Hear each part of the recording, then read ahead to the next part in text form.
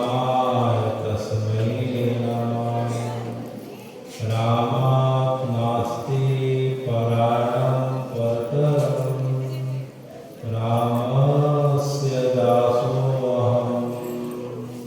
रामे चित्तलया सदा भवतु। भो मे राम उद्धारय। राम रामेति रामेति रमे रामे मनोरमे। सहस्रनाम तवतुल्यं श्रीराम नामं वरानने। वंशी विभूषितकरा नवनीत गावा।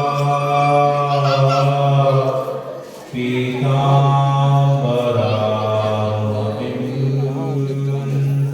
फलाधरोष्ठा। पूर्णेन्दु सुन्दरमुखारविन्दनेत्रा। कृष्णा किमपि तत्त्वम् अहं न जाने। कृष्णा परं किमपि तत्त्वम् अहं न जाने। भगवान् पिता भगवान् पिता शरदेन्दु फुल्लमल्लिका।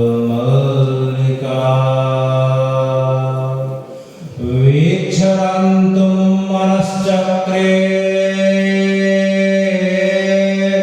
वीक्षरन्तुं मनश्चक्रे योगमायामुपाश्रिता।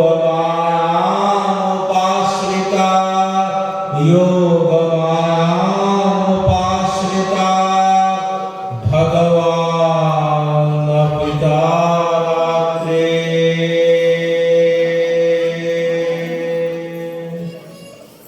हे राम जी, अयोध्या नाम नगरी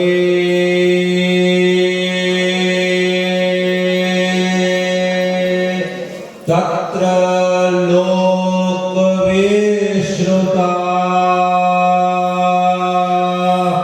अयोध्या नाम नगरी तत्र लोकविश्रुता।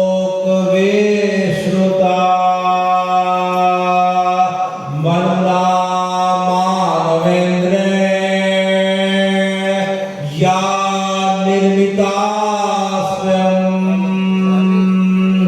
मनुना मानवेन्द्रेण या निर्मिता स्वयं। राम जी अब जो है लंका दहन की लीला को पूर्ण करने के पश्चात पुष्पक विमान में बैठ के अयोध्या नगरी, अयोध्या की सीमा के पास प्रवेश कर चुके हैं। और प्रवेश करते ही उन्हें अयोध्या नगरी का बड़ा मनोहर विहंगम दृश्य दिखाई पड़ रहा है।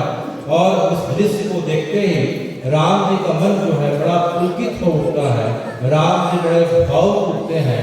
राम जी के साथ विमान में उनके चरणों में जो है एक तरफ हनुमान जी बैठे हैं, एक तरफ अंगद है, एक तरफ विभीषण है, जामवंत है, जो है इस प्रकार से निखार राज है, केवट जी है।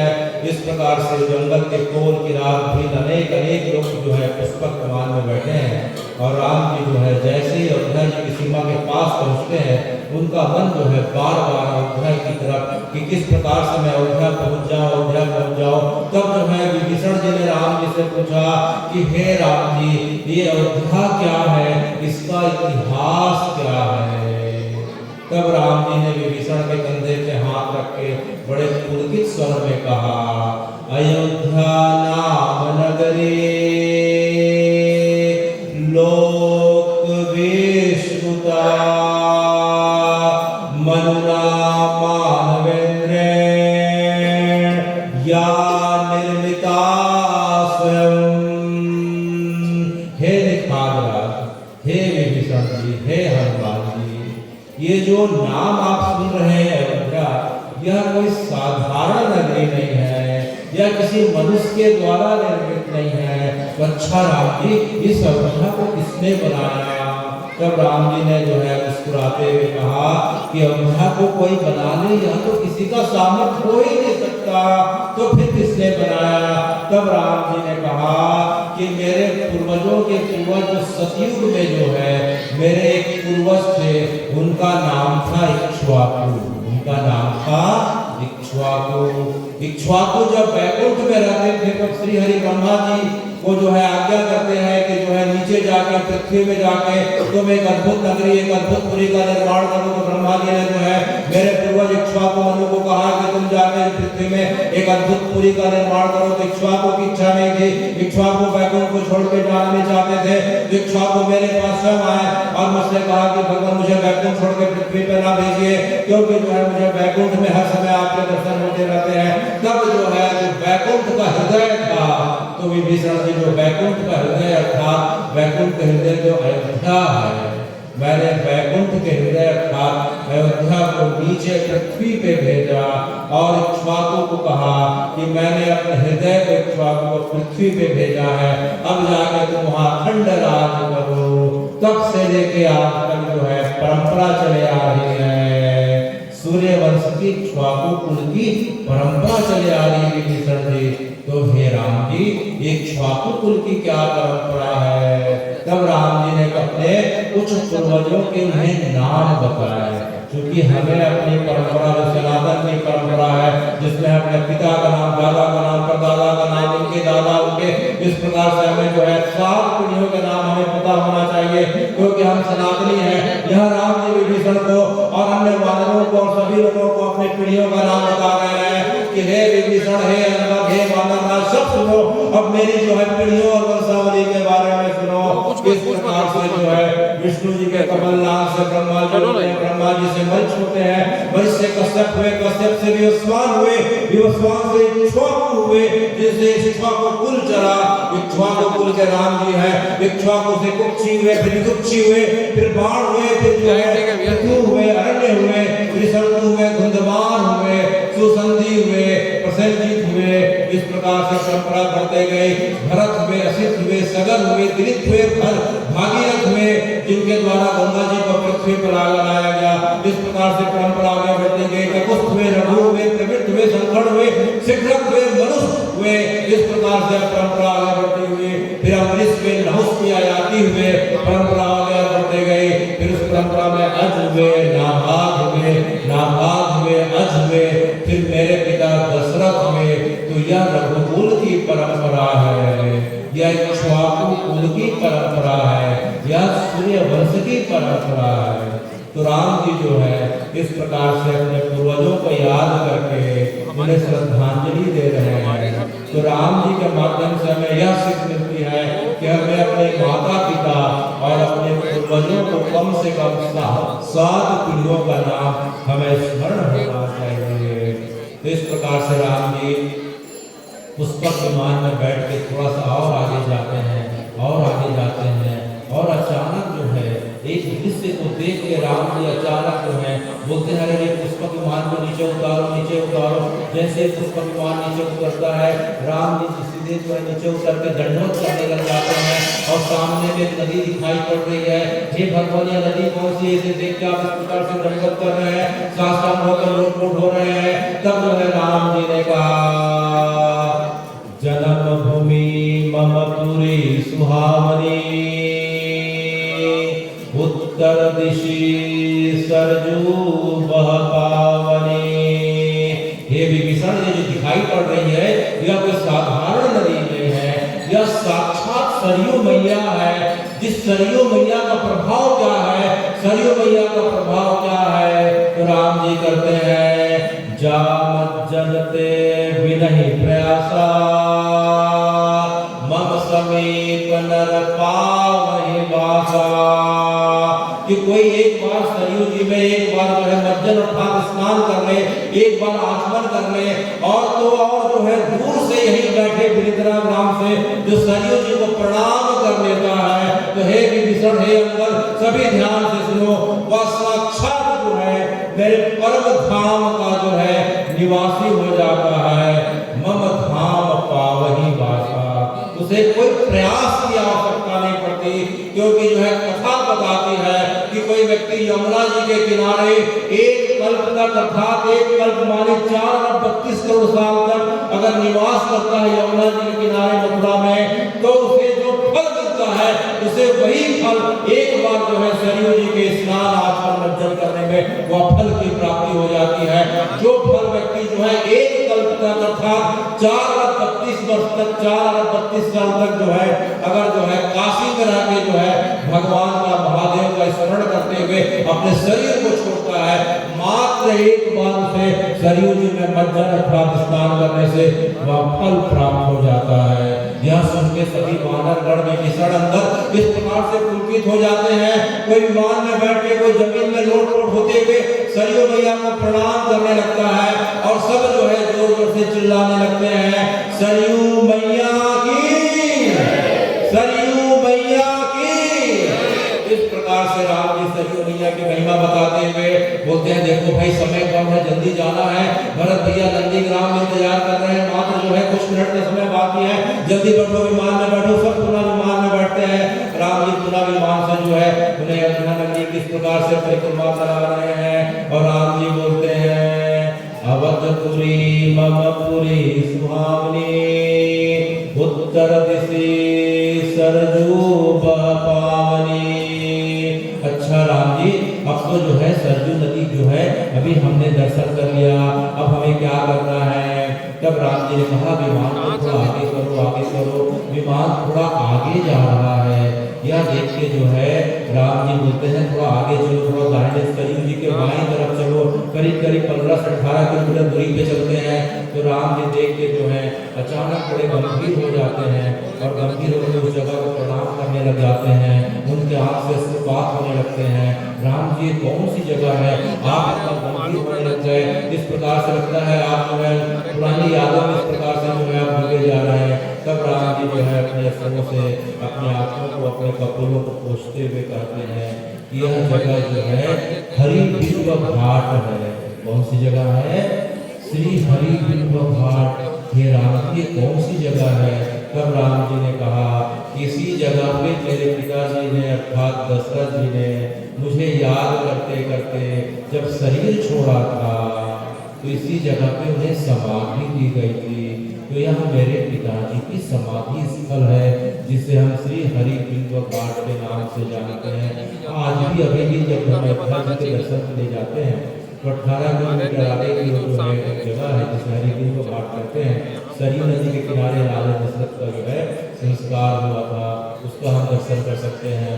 फिर राम जी विमान को मोड़ते हैं, मोड़ते मोड़ते इस प्रकार से आते हैं, अचानक एक जगह देख के उनका चेहरा खुल जाता है। तो हनुमान जी पूछते हैं कि राम जी जगह कौन सी, जिसे देख के आप पत्ते में कुशल हो रहे हैं? तो राम जी ने कहा, देखो देखो, यह मेरा जन्म स्थल है, यह मेरी जन्मभूमि का जिस जगह पे मेरा जन्म स्थान है वह जगह है। तो सब दूर से ऊपर से देखते हैं, अरे भैया ये तो राम जी का जन्म स्थान है, जिसे हम राम जन्म स्थान के नाम से जानते हैं। तो भगवान ने कहा कि मेरा इसी जगह पे जो है जन्म हुआ था। तो जो है चैत माह की नौमी जो पड़ती है, उसी में राम जी का जन्म हुआ था। तो राम जी ने जो है अपने जन्म स्थान के बारे में दिखाया। देखो बगल में कनक भवन है, इसी जगह पे विवाह के पश्चात जब आया तो माता कैकेयी ने मुंह दिखाई में जो उनका खुद का सोने का महल था उसे मुझे दे दिया भेंट स्वरूप में। यह सीता रसोई है, यहाँ सीता जी जो है अपनी सभी सासों के लिए, सभी के लिए जो है यहाँ भोजन पकाया करती थी। अच्छा, राम जी अत्यंत सुंदर जगह आप बता रहे हैं, लेकिन फिर क्या हुआ?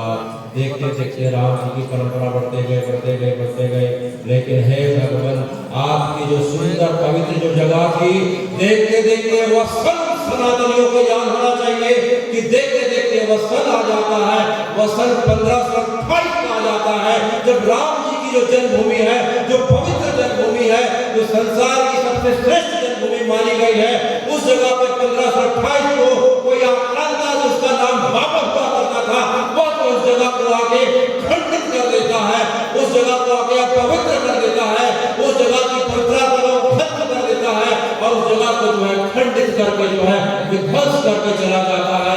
हे भगवान, बाबर नाम का आक्रांता 1528 को आके भगवान की जगह अयोध्या में जो भगवान का जन्म स्थान था उसे आके खंडित कर देता है, लेकिन इस प्रकार से साधारण तरीके से खंडित नहीं कर पाता। भगवान के जन्म स्थान को तोड़ने के लिए, उसे विध्वंस करने के लिए करीब 2 वर्ष का समय लगता है। इन 2 वर्षों में हे राम जी, हमारी परंपरा के, हमारे सनातन की परंपरा के करीब करीब 2 लाख से ज्यादा हमारे पूर्वजों ने उस जगह को आपकी जो है जन्मभूमि की रक्षा करते करते अपने प्राणों की आहुति दी थी। जो बाबर का सेनापति मीर बाकी था, वह 2 वर्षों तक जो है हमारे पूर्वजों से इस प्रकार से लड़ते लड़ते, हमारे पूर्वजों ने लड़ते लड़ते अपने प्राणों की आहुति दी। और मीर बाकी इतना निर्दयी था राम जी, वह मीर बाकी नाम का व्यक्ति इतना निर्दयी था कि खून के गारे से, हमारे पूर्वजों के खून के गारे से और हड्डी के चूड़े से उसने वह ढांचा तैयार किया था, मंदिर को तोड़ के ढांचा तैयार किया था। तो जो विवादित जो ढांचा था वह हमारे पूर्वजों के खून और हड्डी के गारे से निर्मित था, जिसे हे राम जी, आने वाले समय में यह परंपरा जो है, युद्ध की परंपरा बढ़ते गए और देखते देखते 22 और 23 दिसंबर की मध्य रात्रि का समय था, सन 1949 का जो समय था, उस समय जो है रामलला की मूर्ति उस जगह पर प्रकट हो जाती है। यह परंपरा और आगे बढ़ती है। 1986 में जो है रामलला के जो है इस प्रकार का गर्भगृह का ताला खुलता है, फिर से पूजा अर्चना चालू हो जाती है, मामला कोर्ट में चले जाता है और जो है 25 सितंबर जो है 1990 को लाल कृष्ण आडवाणी जी के द्वारा रथ यात्रा निकाली जाती है। रथ यात्रा को बिहार के समस्तीपुर में वहां के तत्कालीन मुख्यमंत्री के द्वारा रोक दिया जाता है, आडवाणी जी को गिरफ्तार कर लिया जाता है। सभी भारत के राम भक्तों का गुस्सा चरम सीमा में पहुंच जाता है, सभी के सभी जो है अयोध्या जी पहुंच जाते हैं और देखते देखते जो है हे भगवान, 30 अक्टूबर 1990 का दिन रहता है जब पूरे के पूरे राम भक्त जो है अयोध्या में पहुंच जाते हैं और हनुमानगढ़ी से जो है चलते चलते जाके जो है उसके गुंबद पे जाके भगवा झंडा, राम जी का झंडा को लहरा देते हैं और देखते देखते उस जगह पे चारों तरफ राम भक्तों का जमावड़ा हो जाता है।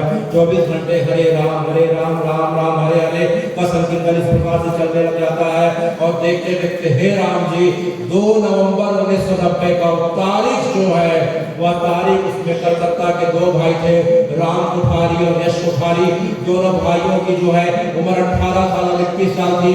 हनुमानगढ़ी के पास बैठ के भजन कर रहे थे।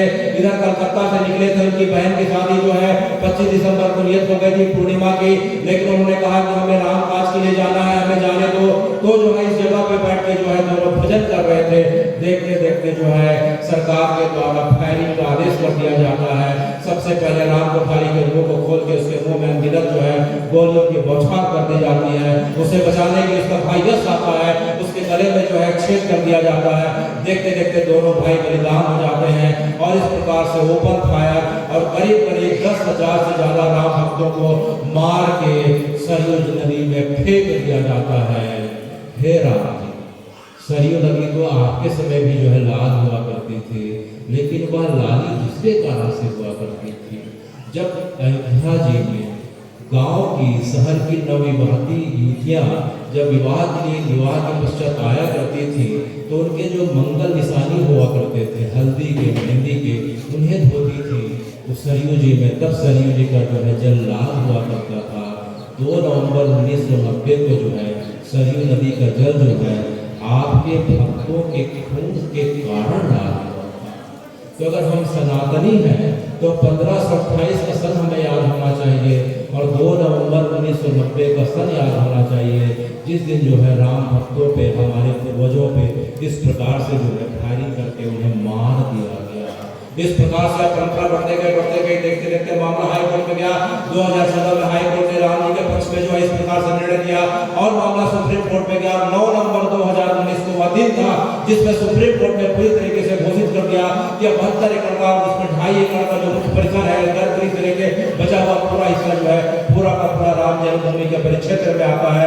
तो 9 नवंबर जो है 2019 का वह दिन था और इसके पश्चात है राम जी 22 जनवरी 2024 का वह दिन था। इस समय आप जो है दोपहर को 12:28:48 में ससम्मान जिस प्रकार से पुष्य नक्षत्र था और अनेक अभिजीत नक्षत्र में जितने प्रकार के मंगल ग्रह होने चाहिए उस समय जो है जब एक बार आप पुनः जो है राम नवमी के समय जब अपने समय प्रकट हुए थे त्रेता में और उसके पश्चात दूसरा युग था 22 जनवरी 2024 को जिस समय आप जो है अयोध्या जी में पुनः प्रवेश करते हैं। तो इस प्रकार से हमारी सनातन की परंपरा इतनी अद्भुत है कि हमारे पूर्वजों ने बलिदान दिया लेकिन राम जी की याद को अपने हृदय में संजो के रखा क्योंकि राम जी कोई साधारण राम जी नहीं है। वह परंपरा के हिसाब से तो कौशल्या नंदन है। कौन से नंदन है? कौशल्या नंदन है। कौशल्या देशे मुदितो स्थितो जनपदो महान सरयू तीरे निविष्टा प्रभूत धन धान्यवाद। कि एक प्रदेश हुआ करता था जिसका नाम था कौशल प्रदेश और कौशल प्रदेश की जो राजधानी थी उसका नाम था अयोध्या। अयोध्या नाम नगरी तत्र लोक विश्रुता आसीत कि जो कौशल प्रदेश था उसकी राजधानी अयोध्या थी। तो हे राम जी अयोध्या नगरी का जो है विस्तार कितना था तब जो है यहाँ बता रहे हैं वाल्मीकि जी वाल्मीकि रामायण में बालकांड में जो है बता रहे हैं आयता 10 योजनानि महापुरी आयता 10 योजनानि महापुरी श्रीमती त्रिणी विस्तीर्णा सुविभक्ता महापथा। कि जो अयोध्या नगरी जो है वो कितनी लंबाई चौड़ाई की थी तो जो है आयता 10 योजनानी अर्थात 10 × 2 = 12 और योजन 12 योजन अर्थात जो है एक योजन माने 13 किलोमीटर और 13 में हम 12 का गुणा कर दें तो लगभग 150 किलोमीटर लंबी और जो है करीब जो है 39 से 40 किलोमीटर चौड़ी जो है विस्तार वाली अयोध्या नगरी थी। उसे हम इस प्रकार से समझ सकते हैं कि अगर हम अयोध्या में जो है अयोध्या जी में अगर सरयू नदी में के पास खड़े होते हैं तो सरयू नदी से अगर हम चलते चलते अगर जाएं तो प्रयागराज में जो त्रिवेणी संगम दिखाई पड़ रहा है तो सरयू जी से त्रिवेणी संगम प्रयागराज की दूरी करीब जो है 150 किलोमीटर की बताई गई है। तो यहाँ से यहाँ तक जो है लंबाई में विस्तार था। आयता 10 योजनानि महापुरी श्रीमती त्रिणी विस्तीर्णा सुविभक्त महापथा। 150 किलोमीटर लंबी और करीब 40 किलोमीटर चौड़ी जो अयोध्या थी अगर हम जाके देखते हैं तो बड़ी चौड़ी सड़कें दिखाई पड़ रही है। बड़े जो है अच्छे चौराहे हैं।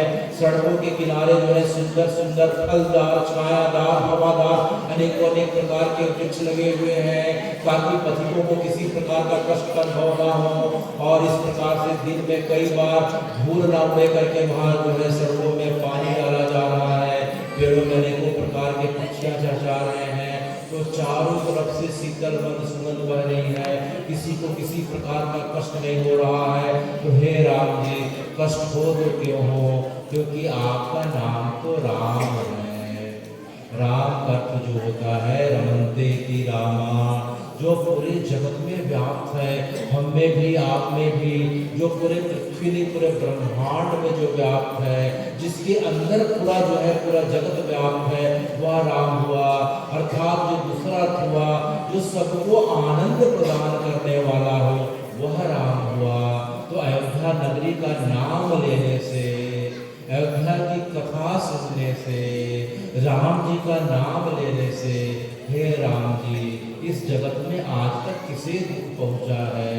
हमने सुना है कि जो जगत के आदि कवि हैं, जिन्होंने सबसे पहले जो है रामायण की रचना करी, सबसे पहले रामायण की रचना करी श्री वाल्मीकि जी ने। किसने करी? श्री वाल्मीकि जी ने। वाल्मीकि जी ने सबसे पहले रामायण को लिपिबद्ध किया, और वाल्मीकि जी को रामायण किसने सुनाया? नारद जी ने सुनाया। किसने सुनाया? नारद जी ने सुनाया। और नारद जी को किसने सुनाया? सनक संवादी सनंदन श्री ऋषि कुमार ने सुनाया। और उसे किसने सुनाया? उसे ब्रह्मा जी ने सुनाया। इस प्रकार से हमारी यह परंपरा चली आ रही है, जिसे हम गुरु शिष्य परंपरा कहते हैं। तो वाल्मीकि जी ने इस प्रकार से रामायण को पहले लिपिबद्ध किया, और लिपिबद्ध करने के पश्चात अपने द्वारा लिखी गई जो है रामायण को सबसे पहले सर्वप्रथम किसे सुनाया? लव और कुश को सुनाया। किसे सुनाया? लव और कुश को सुनाया। और कहाँ सुनाया? अपने आश्रम में सुनाया। वह आश्रम कहाँ है? तो हे भगवान, जब भी हम अयोध्या जी जाएं, तो अयोध्या जी से 18 किलोमीटर की दूरी पे नंदीग्राम दिखाई पड़ रहा है। नंदीग्राम में भरत भैया 14 वर्ष तक जो है जमीन में 6 फीट गड्ढा खोद के केवल राम राम करते हुए इस जगह पे भरत भैया का इंतजार करे, भैया की प्रतीक्षा करे। तो जो है नंदीग्राम से थोड़ा आगे जाते हैं तो एक नदी दिखाई पड़ रही है। उस नदी का नाम तमसा नदी है। तमसा नदी के किनारे ही वाल्मीकि जी है रहा करते थे, और अपने शिष्य भरद्वाज के साथ रहा करते थे। किसके साथ? भरद्वाज के साथ। तो जो है वाल्मीकि जी भरद्वाज के साथ रहा करते थे, और यही जो है एक श्लोक के कारण है जो है रामायण लिखने की प्रेरणा हो गई। मां निषाद प्रतिष्ठा शाश्वती समा यत्र क्रौंच मिथुनादेकम वधी कामोहितम। तो एक बार क्रौंच क्रौंची का पक्षियों का जोड़ा विहार कर रहा था। उसमें बहलिए के द्वारा जो है नर पक्षी को जो है शिकार करके मार दिया जाता है। तो जो है मादा जो है क्रौंची जो है इस प्रकार से विलाप करने लग जाती है। तो वाल्मीकि जी से रहा नहीं जाता है। उनके जो है मुंह से उद्गार निकल जाता है, जिसमें 24 अक्षर थे, अनुष्ठप छंद थे। तो मां निषाद प्रतिष्ठाम त्वम आगमा शाश्वती समा यत्र क्रौंच मिथुनाद एकम अधिकामोहितम। कि हे निषाद राज, तुम्हें जन जन्मांतर तक, युग युगांतर तक जो है शांति की प्राप्ति न हो, क्योंकि तुमने जो है इस प्रकार से प्रेम में युक्त क्रौंच पक्षियों में से एक को जो है तुमने जो है शिकार करके मार डाला। तब जो है यही जो है पहला श्लोक जो है रामायण का पहला श्लोक जो है इस प्रकार से पूरे के पूरे रामायण का आधार बना। और वही वाल्मीकि जी इसी श्लोक को ब्रह्मा जी की आज्ञा से इन्होंने 24,000 श्लोकों में लिपिबद्ध किया। और वही वाल्मीकि जी के अवतार जो है तुलसीदास जी आज से 525 वर्ष पूर्व चित्रकूट के पास राजापुर नाम के गांव में उनका पुनः प्राकट हुआ। और उन्होंने वाल्मीकि रामायण को जो है वर्तमान की जो खड़ी बोली है, जिसमें ब्रज है, अवधि है, हिंदी है, इनको मिला के जो है श्री रामचरितमानस की रचना करी। ये तुलसीदास जी कोई साधारण व्यक्तित्व नहीं, ये जो है वाल्मीकि जी के अवतार कहे गए हैं। तो वाल्मीकि जी ने जो है तुलसीदास जी के रूप में पुनः अवतार लिया, और जो है राम जी की जो है कथा गंगा हमारे तक इस प्रकार से जो है पहुंचा दी।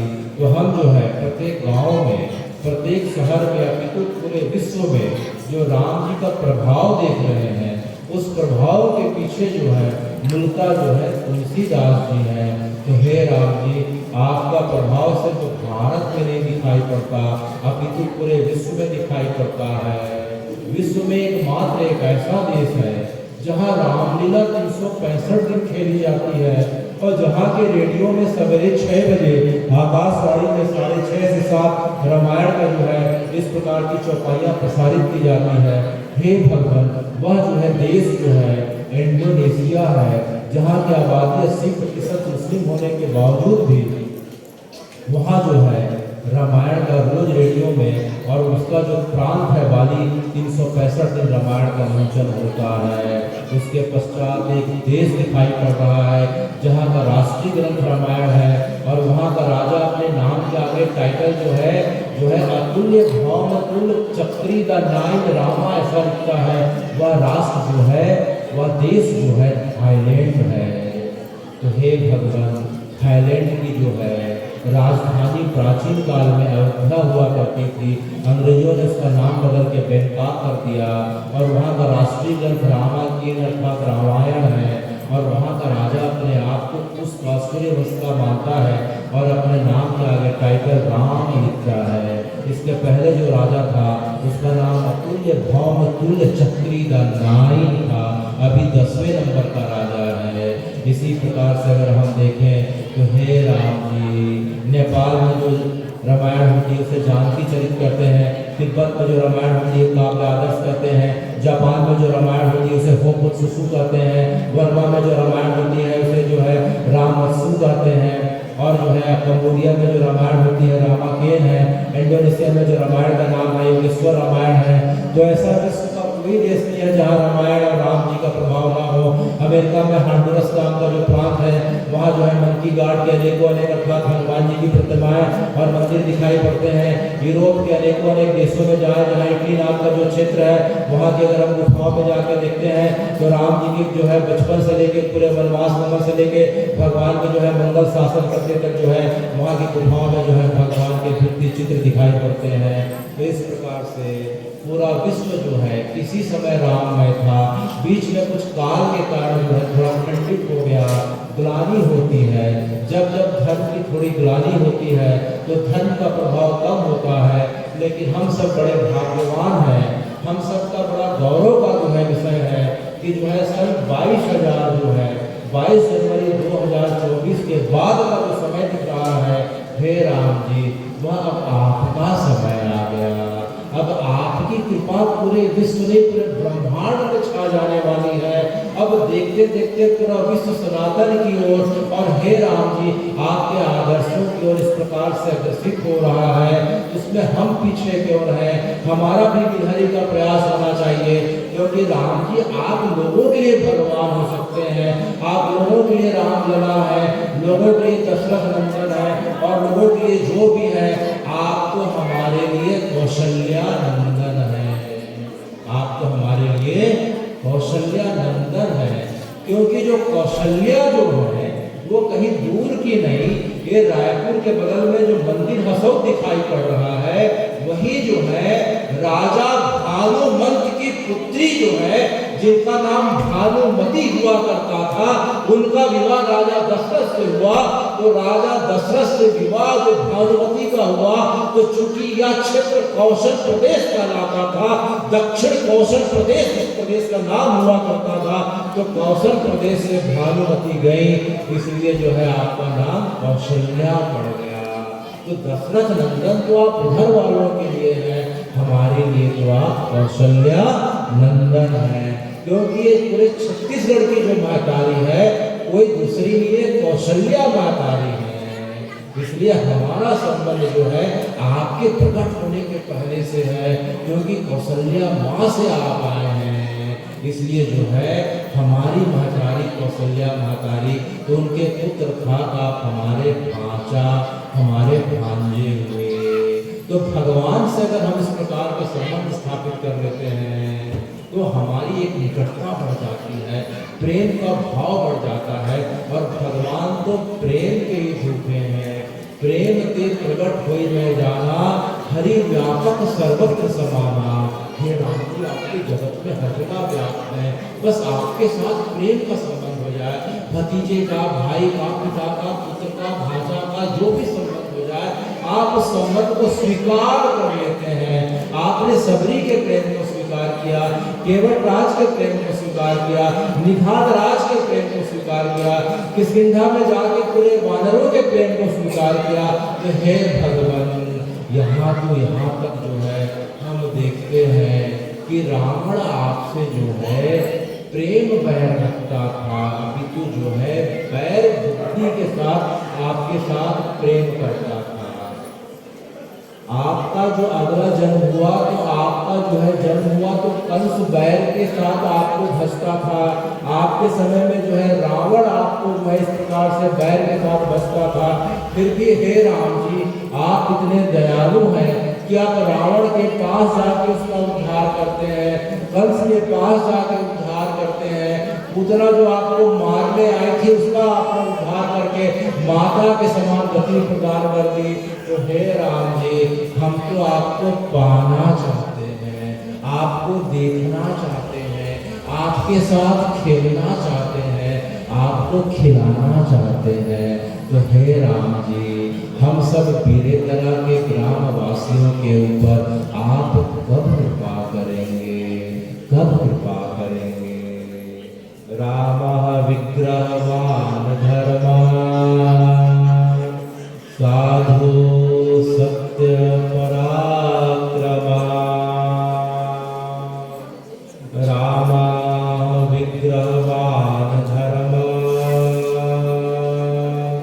साधु सत्य पराक्रमा। राजा विश्वस्य लोकस्य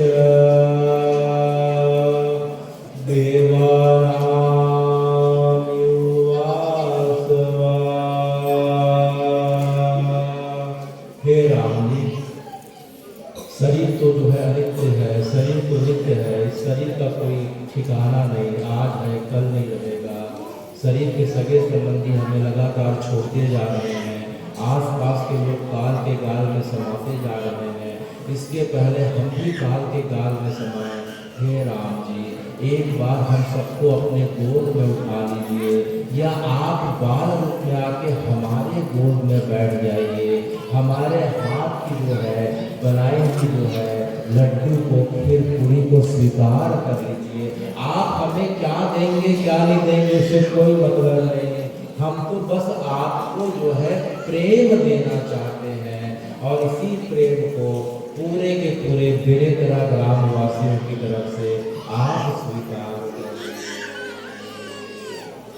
आप मेरे साथ सभी बोले, हरे राम हरे राम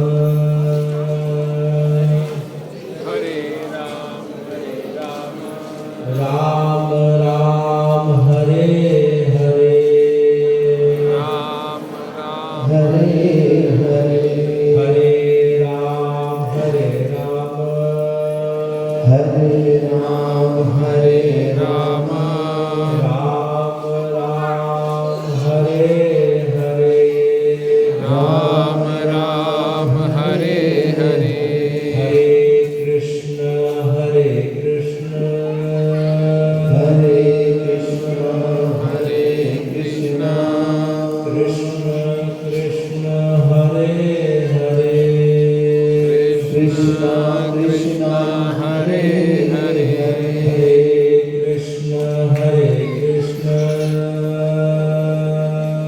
हरे कृष्ण हरे कृष्ण कृष्ण कृष्ण हरे हरे कृष्ण कृष्ण हरे